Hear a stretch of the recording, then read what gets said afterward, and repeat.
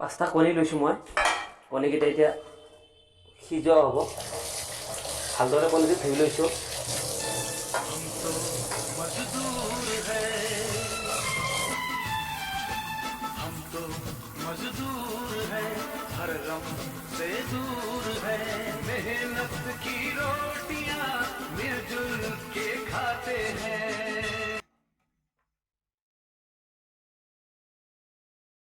First time গেছটো জ্বলাই ল'লোঁ কণীকেইটা বইল দি দিলোঁ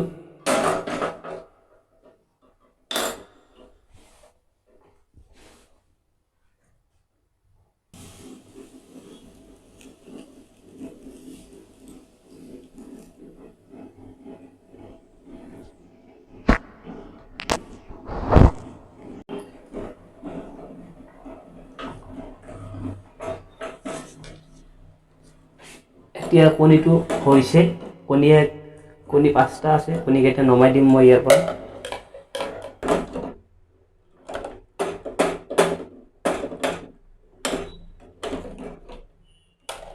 এতিয়া আলুটো সিজিব লাগিব জুইটো বঢ়াই দিলোঁ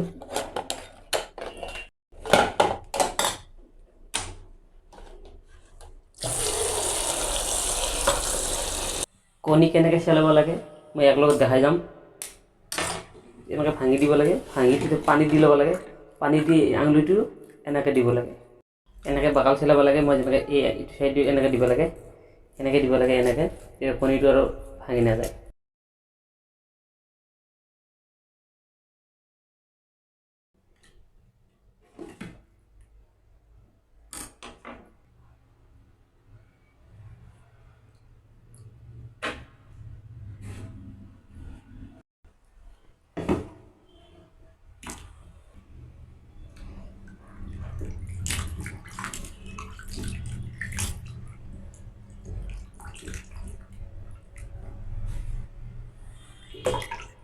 আলুখিনি মোৰ ধোৱা হৈ গ'ল আলুটো পানীত ধুই লৈছোঁ এতিয়া বনাম চাই থাকিব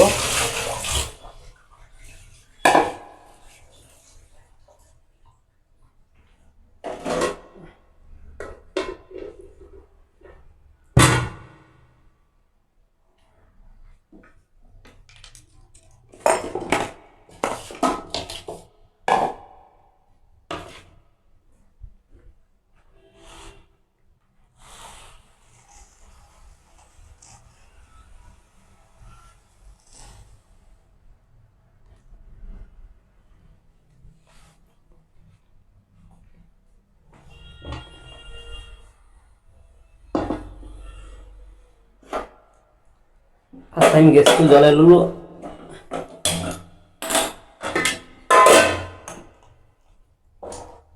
কেৰাহীটো তুলি দিলোঁ গেছৰ ওপৰত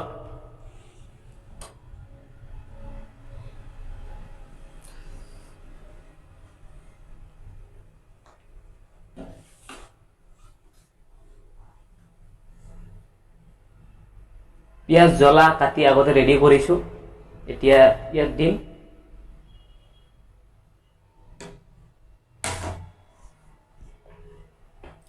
কেৰাহী হিট হোৱা নাই হিট হোৱাতে অলপ টাইম ল'ব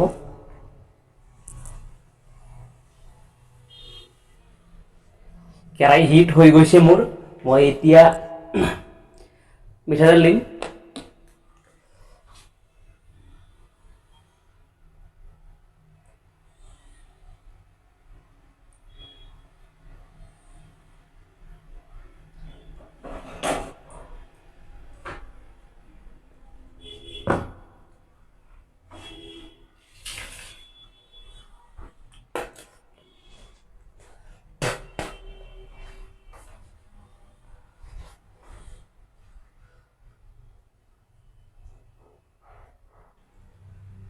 তেল গৰম হৈ গৈছে এতিয়া মই কণীকেইটা ফ্ৰাই কৰিব লাগিব ফ্লেমটো কমাই দিম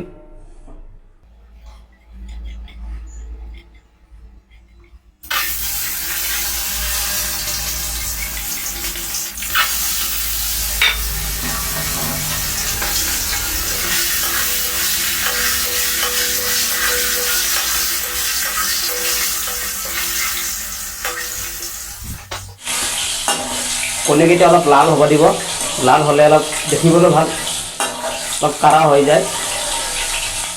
তো কণীকেইটা মোৰ ফ্ৰাই হৈ গ'ল, মই এতিয়া কণীকেইটা উঠাই দিম।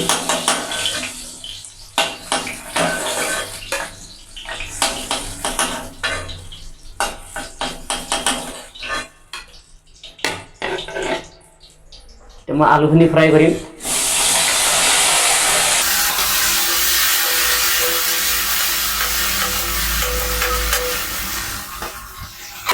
এতিয়া ফ্ৰাই হৈ যাব, ঢাকনি মাৰি দিছোঁ। 5 মিনিট সময় লাগিব।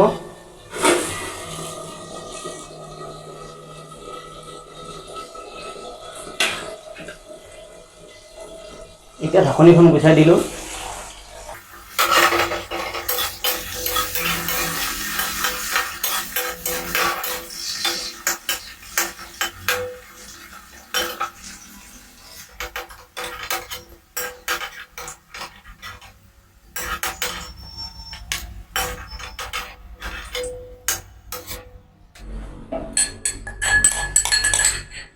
নহৰু দিছোঁ।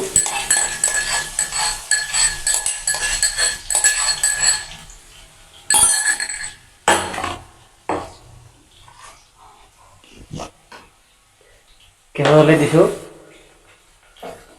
পিঁয়াজ দিলোঁ।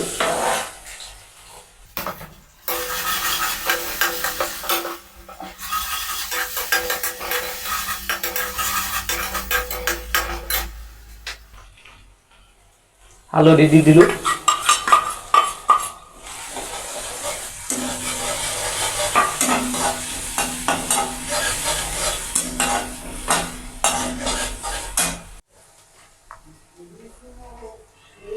রেড চিলি, জিরা পাউডার 1 চামচ দিয়া হৈছে।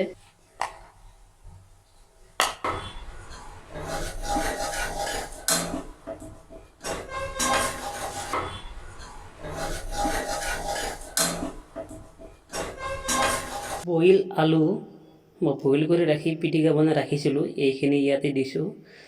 এইটো গ্ৰেভি হোৱাৰ কাৰণে দিয়া হৈছে। এইখিনি ভালদৰে ভাজি ল'ব লাগিব। 2-3 মিনিট সময় ভালদৰে ইয়াক ভাজিব লাগিব।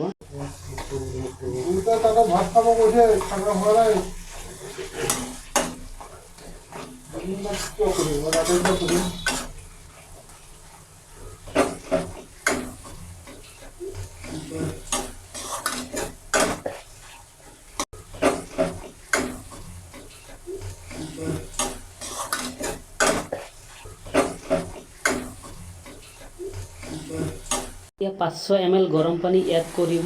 ইয়াত চাই থাকিব, মই গৰম পানী 500 ml এড কৰিছোঁ। পানীটো গৰম কৰি লৈছোঁ আগতে।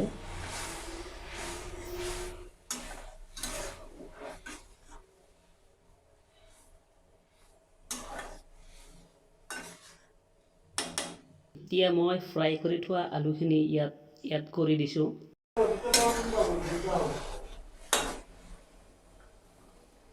আৰু কি দিব লাগিব পাহৰি থাকিলে নহয়, ফ্ৰাই কণীকেইটা দিব লাগিব। আৰু 2-3 মিনিট সময় পাক দিব লাগিব, গতিকে মই ঢাকনি মাৰি দিছোঁ।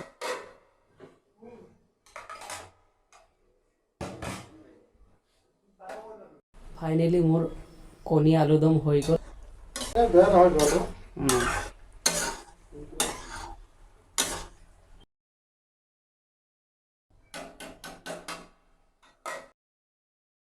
হৈ গ'ল, নমাই দিলোঁ। যদি ভিডিঅ'টো চাই ভাল লাগিছে নিশ্চয় এটা লাইক কৰিব, চেনেলটো ছাবস্ক্ৰাইব কৰিব, কাষত থকা বেল ন'টিফিকেশ্যন অন কৰিব আৰু ভিডিঅ'টো শ্বেয়াৰ কৰি দিব।